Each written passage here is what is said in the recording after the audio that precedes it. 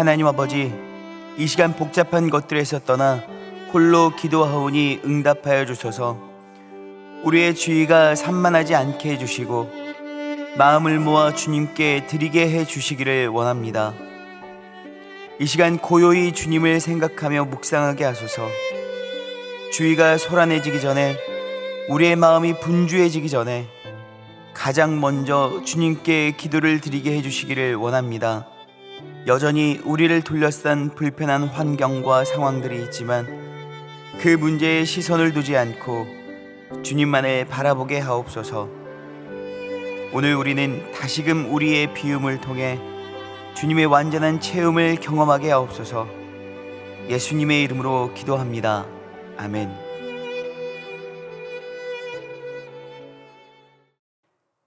찬송가 550장 찬송하시겠습니다.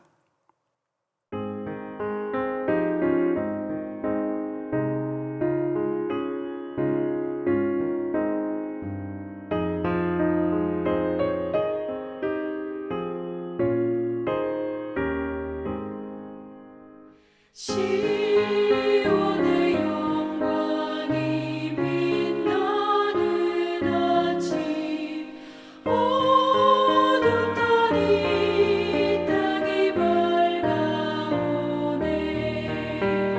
슬픔과 애통이 기쁨이 되니 시온의 영광이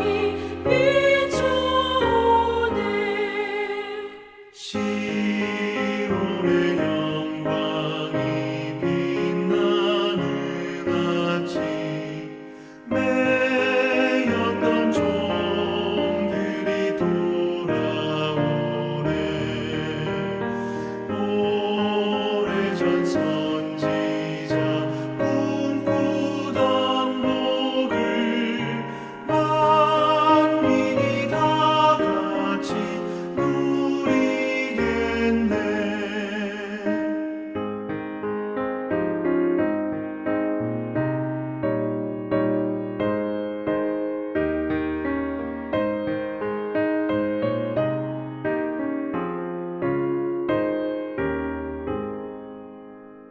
보아라 광야에 화초가 피고 말랐던 시냇물을 흘러오네.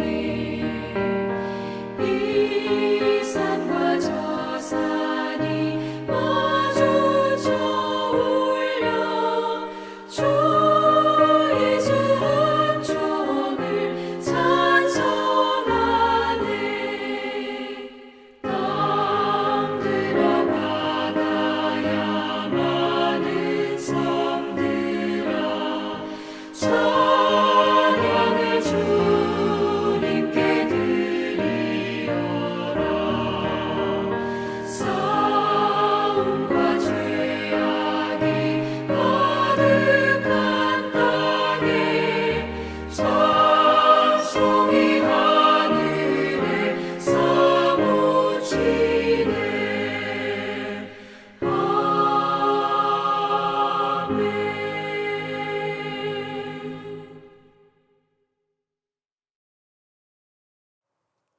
오늘 우리에게 주신 하나님의 말씀은 민수기 7장 1절에서 41절 말씀입니다. 민수기 7장. 모세가 장막 세우기를 끝내고 그것에 기름을 발라 거룩히 구별하고 또 그 모든 기구와 제단과 그 모든 기물에 기름을 발라 거룩히 구별한 날에 이스라엘 지휘관들 곧 그들의 조상의 가문의 우두머리들이요 그 지파의 지휘관으로서 그 계수함을 받은 자의 감독된 자들이 헌물을 드렸으니 그들이 여호와께 드린 헌물은 덮개 있는 수레 6대와 소 12마리이니 지휘관 2사람의 수레가 하나씩이요 지휘관 1사람의 소가 1마리씩이라. 그것들을 장막 앞에 드린지라. 여호와께서 모세에게 말씀하여 이르시되 그것을 그들에게서 받아 레위인에게 주어 각기 직임대로 회막 봉사에 쓰게 할지니라. 모세가 수레와 소를 받아 레위인에게 주었으니 곧 게르손 자손들에게는 그들의 직임대로 수레 둘과 소 네 마리를 주었고 므라리 자손들에게는 그들의 직임대로 수레 넷과 소 8마리를 주고 제사장 아론의 아들 이다말에게 감독하게 하였으나 고핫 자손에게는 주지 아니하였으니 그들의 성소의 직임은 그 어깨로 매는 일을 하는 까닭이었더라.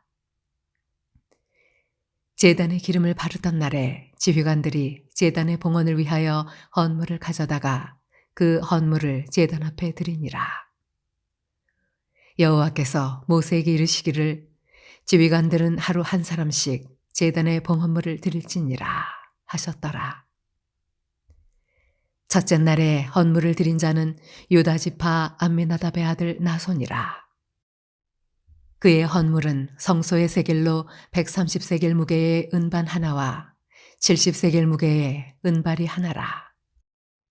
이 두 그릇에는 소재물로 기름 섞은 고운 가루를 채웠고 또 10세겔 무게의 금그릇 하나라. 그것에는 향을 채웠고 또 번제물로 숫송아지 한 마리와 순양 한 마리와 1년 된 어린 순양 한 마리이며 속죄제물로 순염소 한 마리이며 화목제물로 소 2마리와 순양 5마리와 순염소 5마리와 1년 된 어린 순양 5마리라. 이는 암미나답의 아들 나손의 헌물이었더라. 둘째 날에는 이사갈의 지휘관 수알의 아들 느다넬이 헌물을 드렸으니 그가 드린 헌물도 성소의 세겔로 130세겔 무게의 은반 하나와 70세겔 무게의 은발이 하나라. 이 두 그릇에는 소재물로 기름 섞은 고운 가루를 채웠고 또 10세겔 무게의 금그릇 하나라. 그것에는 향을 채웠고 또 번제물로 숫송아지 한 마리와 순양 한 마리와 1년 된 어린 순양 한 마리이며 속죄제물로 순염소 한 마리이며 화목제물로 소 2마리와 순양 5마리와 순염소 5마리와 1년 된 어린 순양 5마리라. 이는 수알의 아들 느다넬의 헌물이었더라. 셋째 날에는 스불론 자손의 지휘관 헬론의 아들 엘리압이 헌물을 드렸으니 그의 헌물도 성소의 세겔로 130세겔 무게의 은반 하나와 70세겔 무게의 은발이 하나라. 이 두 그릇에는 소재물로 기름 섞은 고운 가루를 채웠고 또 10세겔 무게의 금그릇 하나라. 이것에는 향을 채웠고 또 번제물로 숫송아지 한 마리와 순양 한 마리와 1년 된 어린 순양 한 마리이며 속죄제물로 순염소 한 마리이며 화목제물로 소 2마리와 순양 5마리와 순염소 5마리와 1년 된 어린 순양 5마리라. 이는 헬론의 아들 엘리압의 헌물이었더라. 넷째 날에는 루벤 자손의 지휘관 스데울의 아들 엘리술이 헌물을 드렸으니 그의 헌물도 성소의 세겔로 130세겔 무게의 은쟁반 하나와 70세겔 무게의 은발이 하나라. 이 두 그릇에는 소재물로 기름 섞은 고운 가루를 채웠고 또 10세겔 무게의 금그릇 하나라. 이것에는 향을 채웠고 또 번제물로 숫송아지 한 마리와 순양 한 마리와 1년 된 어린 순양 한 마리이며 속죄제물로 순염소 한 마리이며 화목제물로 소 2마리와 순양 5마리와 순염소 5마리와 1년 된 어린 순양 5마리라.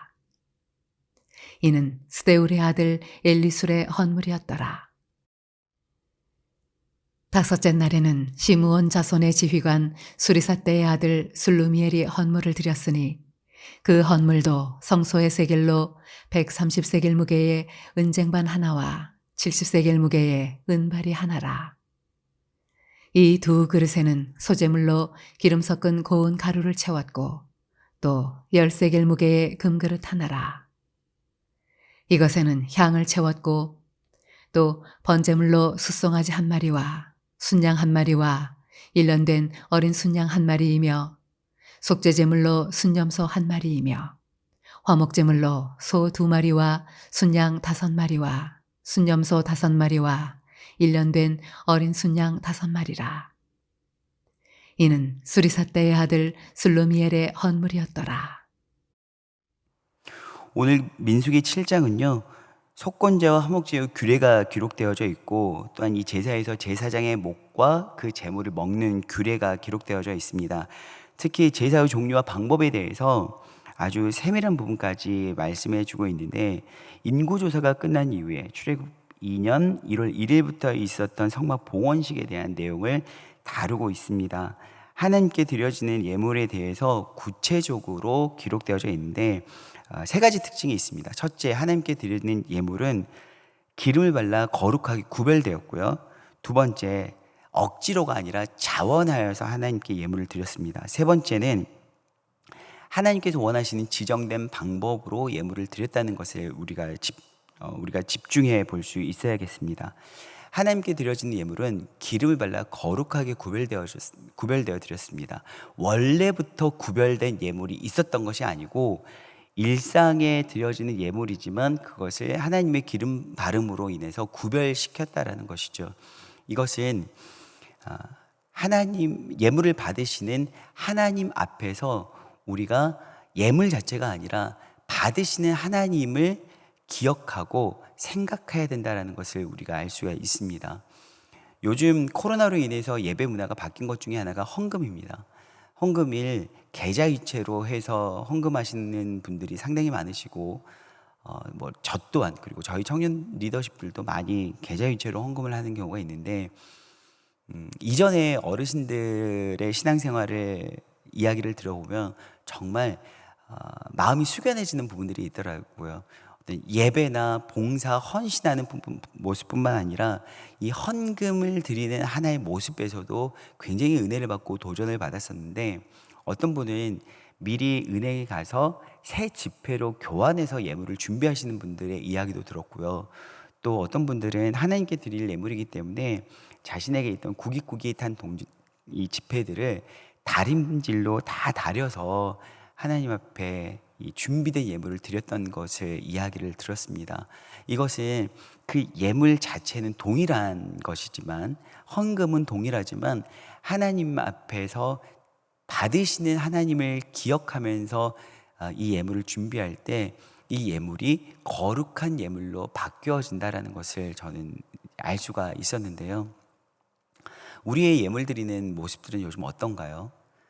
계좌이체를 하거나 내지는 교회 오면서 현금 자동 지급기에 들려서 찾거나, 아니면 그냥 아무런 마음 없이 그냥 지갑을 꺼내서 드리는 경우가 일반적이죠. 물론 예물을 드리지 않는 분들보다는 그 마음이 너무 귀하지만, 그럼에도 불구하고 하나님께 드린다라는 것을 기억할 수 있었으면 좋겠습니다.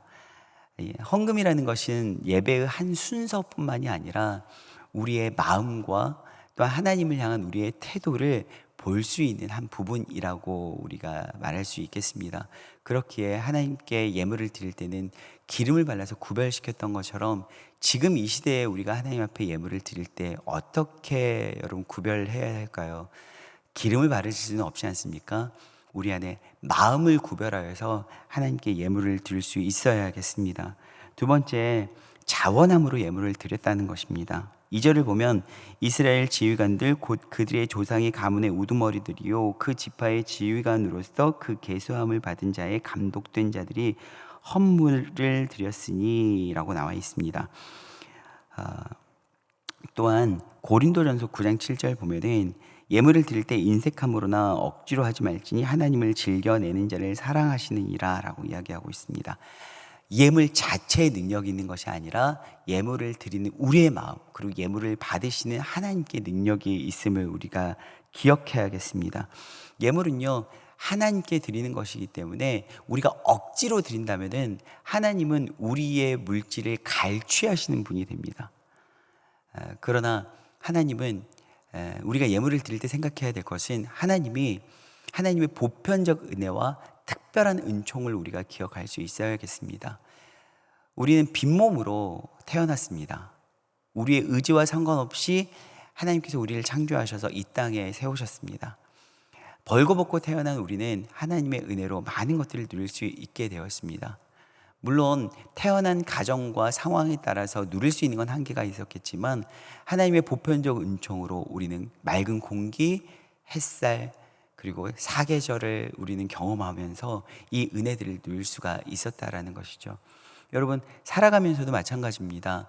우리 안에 필요한 것들을 우리는 때로는 생각하거나 마음으로만 소망해 보았음에도 불구하고 이런 것들이 있으면 좋겠다라고 했음에도 불구하고 하나님께서 이것들을 들으시고 우리에게 공급해 주셨던 순간들이 너무너무나 많습니다.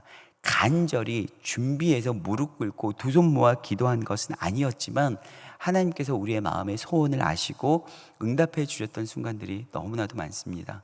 이 모든 것들이 하나님의 보편적인 은총이요 특별한 은총이라고 이야기할 수가 있겠습니다. 우리는 이것들을 값을 지불하면서 사용하지 않습니다. 공기를 값을 지불하면서 마시지 않습니다. 이 햇살을 값을 지불하면서 햇살을 받지 않습니다. 코로나가 한창이었을 때 코로나가 아주 강력한 기세를 떨치고 있었을 때요, 코로나 걸린 사람들은 산소 치료를 했어야 됐습니다. 물론 우리나라 같은 경우에는 워낙 의료보험 체계가 잘 되어 있었기 때문에 산소 치료조차도 국가에서 지원해 주었지만 유럽과 같은 경우에는 여러분 이 산소 치료를 받으면 그에 대한 값을 엄청나게 지불하면서 산소 치료를 받아야 됐다고 들었습니다. 산소 치료를 받을 때 정말 상상할 수 없는 값을 지불하면서 산소 치료를 받았다라고 하더라고요. 여러분 생각해 보세요.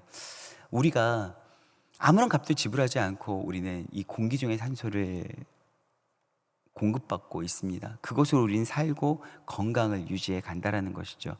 우리가 받고 있는 이 보편적 은총들을 생각할 때, 그리고 이 은혜에 대한 감격을 누리고 있을 때 우리는 하나님 앞에서 억지로가 아니라 자원하여 예물을 드릴 수 있다라고 저는 믿습니다.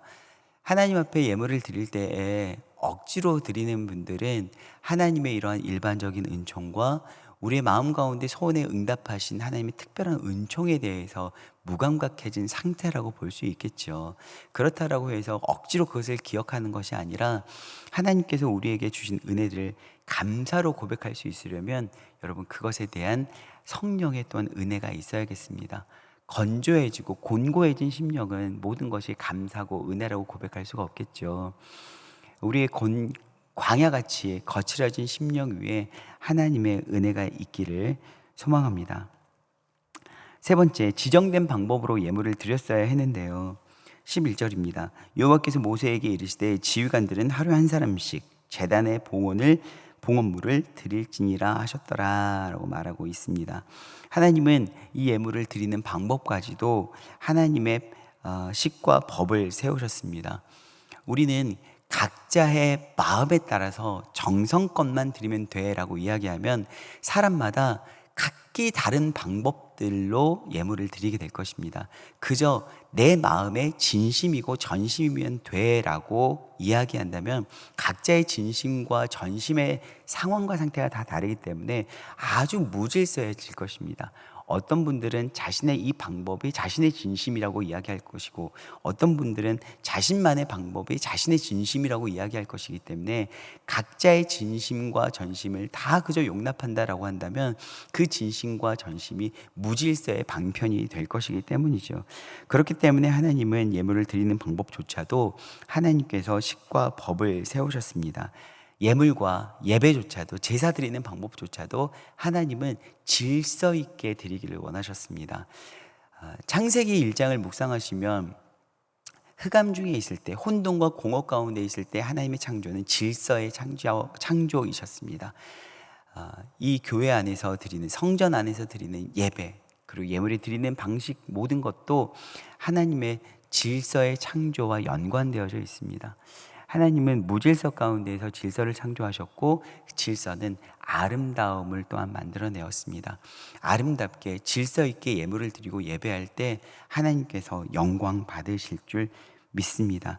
또한 우리의 삶도 하나님 앞에서 하나님의 식과 법대로 거룩한 예물 되어서 산 제물 되어서 살아가고 예배할 때 하나님께서 우리의 삶을 기뻐 받으시고 그리스도인들의 삶이 아름답게 그리스도의 향기가 나는 삶으로 되어질 줄로 믿습니다. 기도하시겠습니다. 하나님 아버지, 죽을 수밖에 없는 죄와 지난 날들을 많은 허물에도 불구하고 기도할 때마다 용서해 주시고 구할 때마다 응답해 주셔서 감사합니다. 하나님, 우리에게 주신 일반적인 은총과 특별한 은총들을 기대하고 기뻐하며 감사하며 살아갈 수 있도록 도와주시옵소서.